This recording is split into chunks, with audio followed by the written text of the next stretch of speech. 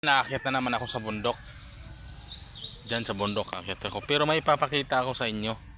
Ibon, pugad ng ibon na medyo malaki siya. Para nga siyang kalapating nitoy eh. Magkasing laki siya ng kalapating nitoy. Tignan mo ha. Andyan siya, andyan siya banda. Lilipat yan.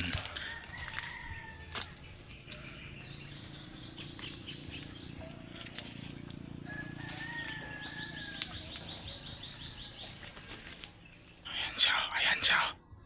Ayan o. Ayan o.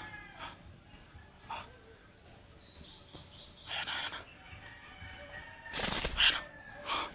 Diba? Kasing laki siya ng kalapati.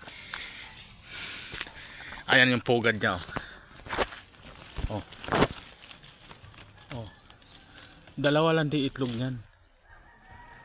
Ayan yung pugad niya oh. Diba? Halos kasing laki siya ng kalapati. Tapos hindi siya nagpupugad ng mataas. Ganyan kalaka, tataas lang.